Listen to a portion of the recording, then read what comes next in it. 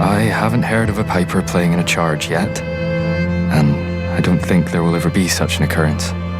Just picture a man standing full height, playing the pipes facing machine guns, rifles, bombs, shrapnel. How long would he last?